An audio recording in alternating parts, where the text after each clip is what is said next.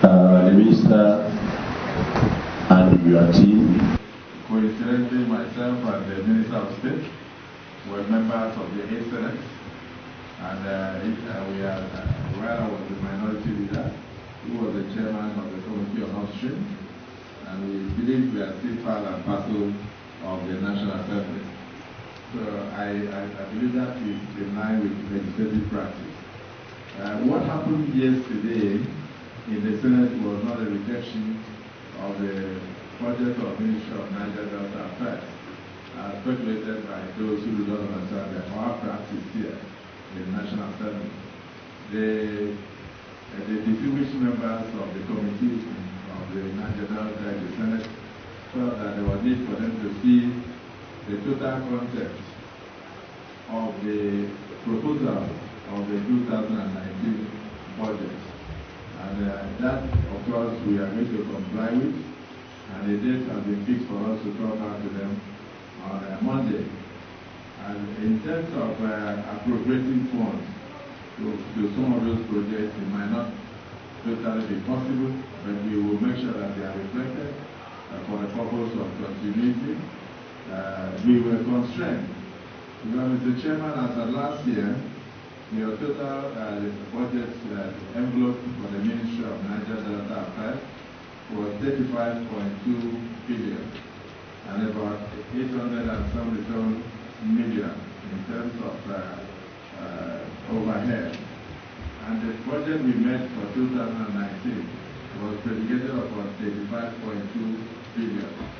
But in the 2020, in the 2020 budget, the envelope given to the ministry was reduced drastically from 35.2 billion to 23 billion. And then we were given circulars that we must at least ensure that 60% of the 85.2 billion proposals of 2019 are rollover into 2020. So if 60% was to be rollover, that means we will have at least 40% of the proposals of 2019 not included in the proposals of 2020. And moreover, the money has reduced from 35 billion to 23 billion. So it wasn't as if it was an oversight. It was based on extant circulars, and of course also based on the paucity of funds. So let me say, sir, that as of today, I don't know what has happened, but as of yesterday, unfortunately, the capital goods for the ministry for 2019, we did not receive one naira. So in spite of all the proposals that the very distinguished colleagues of mine have said we should roll over, not one naira was received in terms of cash release to back up the proposals. So we are hoping that the Ministry of Finance, Budget and National Planning will expedite action in the next few days or next few weeks to meet up the expectation. Initially, they promised that they will release 11 billion out of the 35 billion, and then later they said they will add 3 billion to make it 14 billion. So we are still waiting. So even as we appear before you now, the advertisements that we have done are in line with due process. In case the money comes, so that we can go ahead to award contract. So we are not awarded a single contract, a single capital contract. No capital project has been awarded by the ministry for 2019 because the proposals were not cash back.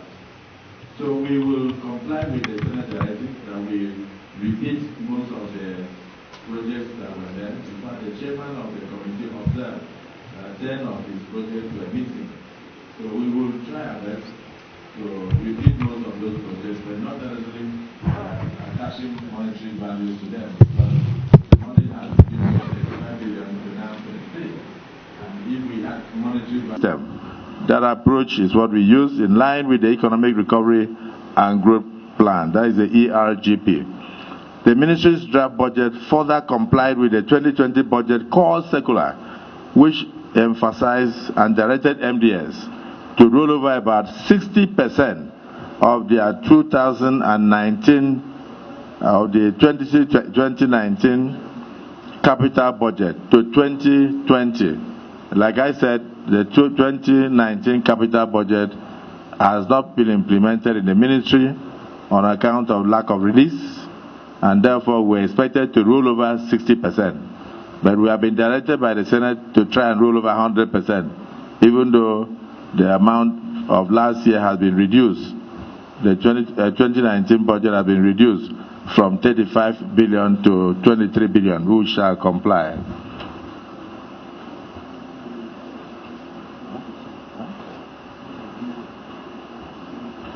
Yes, so in other words, what we received last year was 35 billion, but what we got this year out of that was 65.7%.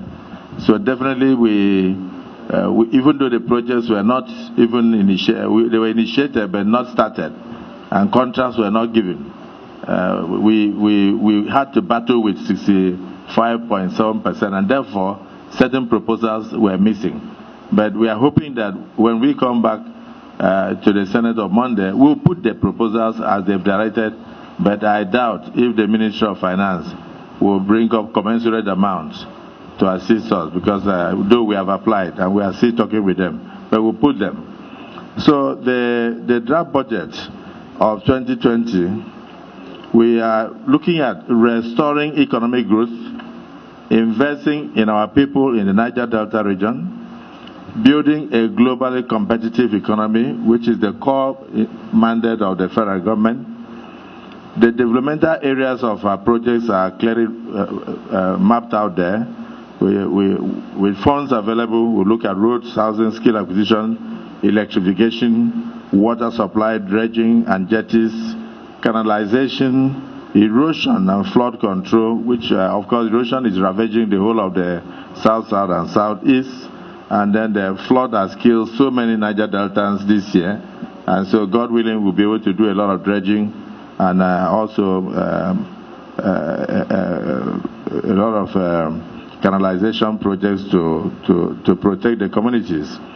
We are also looking at youth and women empowerment and a lot of trainings in that direction, particularly skill acquisition.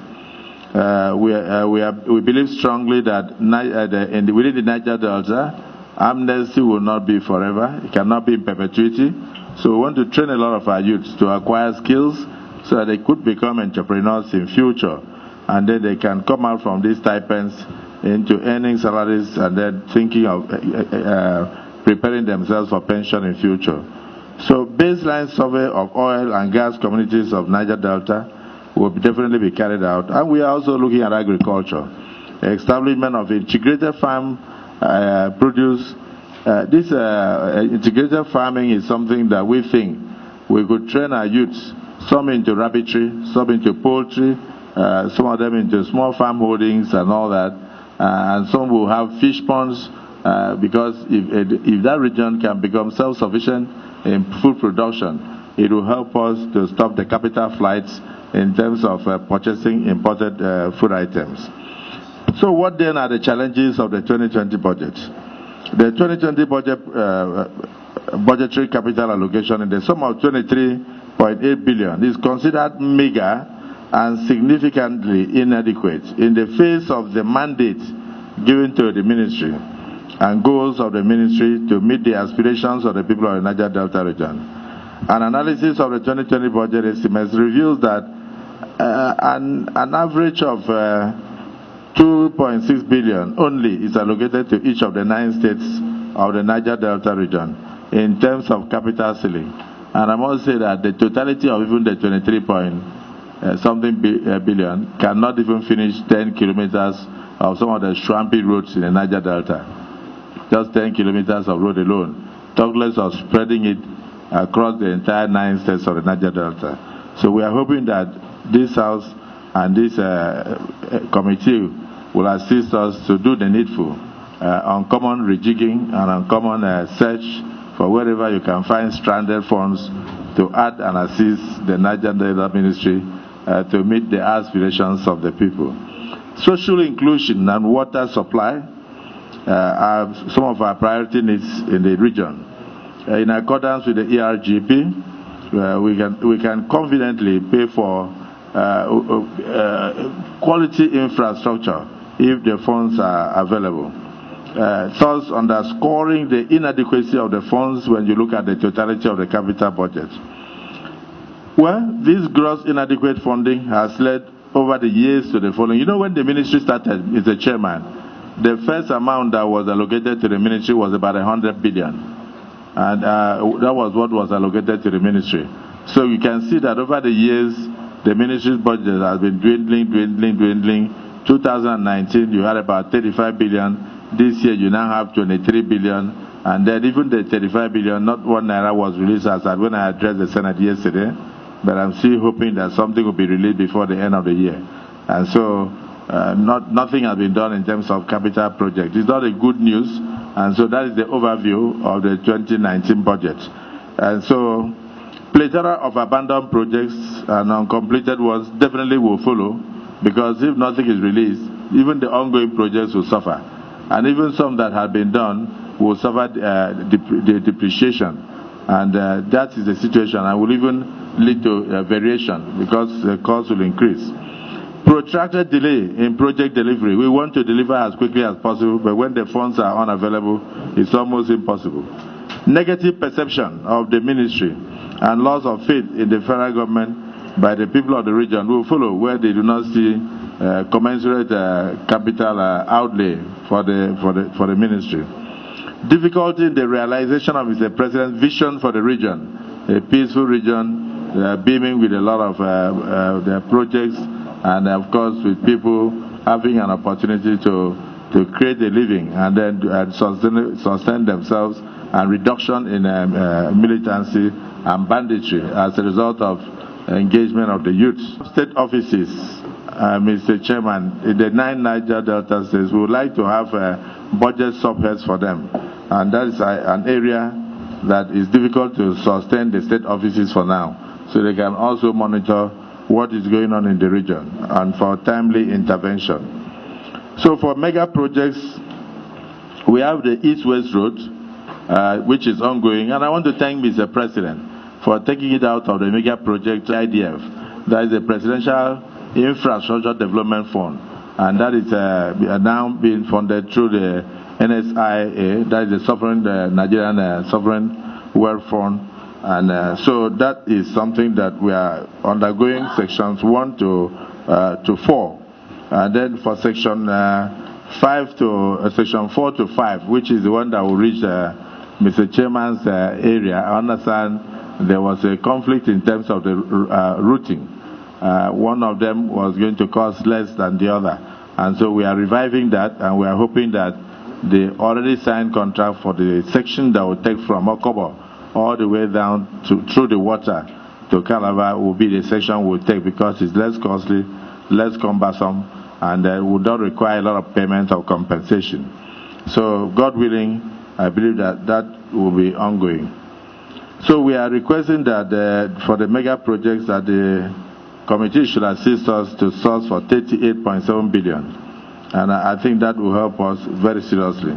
It will reduce the huge outstanding liabilities of the ministry and will facilitate the actualization of the ministry's mandate, not in totality, but at least substantially, for people to see and know that, yes, indeed, something is being done through the ministry, Ministry of Niger Delta Affairs, to alleviate the sufferings of the people and at the same time impact on the environment, which really requires a lot. Mr. Chairman, members, you know also part of our mandate is remediation. We are looking at most of the polluted areas of the Niger Delta. In the past, we are giving contracts for some of them for land reclamation to be carried out, and we have not been able to pay most of those people. So a lot of outstandings in the ministry. As of today, the IPCs in the ministry amount to almost 21 billion. So you can now see why it is a little bit difficult for us to pack all projects inside, because that will look like a budget to failure. It will be a road to nowhere, because already the outstanding IPCs are up to 21 billion, and then the budget capital outlay for this 2020 is just 23 billion. So the difficulty will be that even if you pay the IPCs, what you will be left with will be less than 2 billion for capital projects for the 9 states of the Niger Delta region. So you are looking at a ministry with a lot of difficulties, and we are hoping that you will note it, the committee will note it, and you will take it up with the appropriate authorities so that something could be done to assist. So the ministry's coordination and collaboration and partnership with other agencies and initiatives are some of the solutions we are looking at.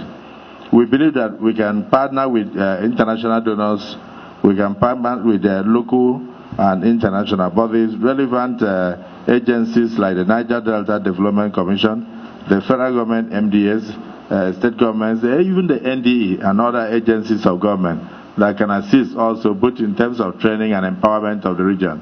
The Empower program, the social investment programs and all that. Those are some of the areas we think we can partner to also assist the people of the Niger Delta. It will not be only through the ministry, because that social network, or what that social net to alleviate poverty is one of the reasons why I'm so impressed with some of the visions of the president, because we are fighting corruption in its entirety, but one of the things we need to know is that corruption has a twin brother, and that twin brother is poverty. Poverty leads to corruption, and corruption deepens poverty. So if you fight corruption without fighting poverty, then you are leaving the other angle open. So the social intervention programs of Mr. President help to reduce poverty, and that has taken care of that, while the agencies are on their own fighting corruption. So I think combined, we are now looking at fighting the twin brothers, both corruption and poverty together. So we will be collaborating with most of the agencies that are involved in fighting corruption in the region. So I believe that with proper coordination and synergy with these key development partners, with the ministry as the focal body, that we shall succeed much more than what the budget is telling us. We would like to pull together resources and ensure judicious application of same. We would like to minimize projects duplication with other agencies of government as we go forward in the region. We want to work closely to serve as a clearinghouse for policy formulation, implementation, and monitoring in the entire region, whether it is from local content committee, whether it is from NDDC, whether it is HIPREP that is involved in Ogoni cleanup, or whichever area. We want to monitor those things, because collectively all those efforts will help in bringing succor to the Niger Delta region. Repository of foreign and local donations, and then aggregate such funds to ensure equitable distribution of projects in the region. And Niger Delta Climate Change Program is also an area we are proposing in this year's budget, so that we can partner with international agencies that will help us in taking care of climate change and associated effects thereof. Special intervention projects in the Niger Delta region are things that we'll continue to do from time to time, working with even the ecological fund of the office of the Secretary to Government of the Federation, working with the NDDC and other agencies of the federal government, SMIDAN, AMTI, that deals with a lot of things in the agricultural sector, and other partners. We will do so. In fact, recently we are proposing training of about 18,000 youths of the Niger Delta region, working with the National Directorate of Employment, 2,000 per state. So this is part of what we call PI, the Post-Amnesty Initiative. Mr. President, we believe that amnesty will not be perpetuity, and so if you are bringing it to an end, you must prepare the children to earn something higher than the 65,000 they have been on, because that would lead to a lethargy. Many of them will not have the drive to move forward more than that, and it is not pensionable. And so those are some of the things we are looking at the training in the region. Mr. Chairman, honorable members, I wish to recall that the 2019 capital budget was signed into law on the 27th of May 2019, and the late passage resulted in delayed releases of funds, hence the late implementation of our 2019 budget. 2019 is not yet over. It is not over. The budget was only signed in very late May, so possible implementation would have started in June. So ministries are still getting their releases. And then if the Ministry of Niger Delta gets its release between now and November, I'm sure it's still possible for us to do something substantial. And so grossly inadequate as it may be, As a result of dwindling resources, I want to assure the committee that with judicious spending and proper allocation to touch many sectors of the Niger Delta, our people will still see water. They will still see, at least, even if it's not long kilometers of road, we will do something. But we will not do the roads that they used to do in the past, where they carry asphalt and put on black soil and commission 6 months after the first rain. It is totally washed off. I believe in enduring infrastructure. My record says it all. I'm a politician, so don't watch my lips. Just watch my record. And you know what I'm talking about. Things are going to change in the Niger Delta region, Mr. Chairman. I want to express the ministry's sincere appreciation and of myself, that of the Minister of State, the directors and the management for the opportunity given us by this committee, even to present this 2020 budget, in spite of the lack of performance of the capital projects of 2019. We wish we had this kind of opportunity yesterday. The need for us to return on Monday would not have been necessary. So I thank the chairman for the patience, the deputy chairman, and the members of this committee for listening to us. We have attached schedules of releases and expenditures at the back, which mostly will be that of personnel cost and overhead. And then in terms of actual releases, then we have also attached schedule of outstanding capital expenses and proposed 2020 overheads estimates are also there, and the proposed 2020 capital expenses estimates are there. Summary of proposed liabilities that are due to be paid by the Sovereign Wealth Fund. We have also attached that. Of course, schedule of liabilities of ongoing projects. I wouldn't like to leave behind any ongoing project in the Niger Delta region. So I want to assure Mr. Chairman that we will be reasonable, we will work with the committee. We are here before you. The committee of the National Assembly is not a rubber stamp committee. Where you think we need to rejig something, we are saying let's rejig it together. And then to make sure that we have a workable budget for 2020. Thank you, and may God bless all of us. First, adjourned to Monday. I believe it was too long, because today, since there is no time, and you want to turn in your report on the 29th, I want to appeal to the chairman to personally intervene with the other committee in the Senate so that they can see us before Monday, so that we can iron out the gray areas, so that it will make your job easy.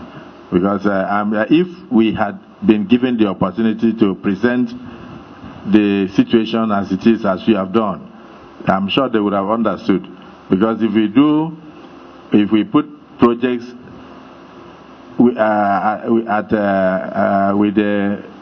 capital budget of 35 billion, and then we have lost over 30-something%, and then we are also given a circular to ensure 60% return of all projects that have not even been started, but we're in 2019 budget.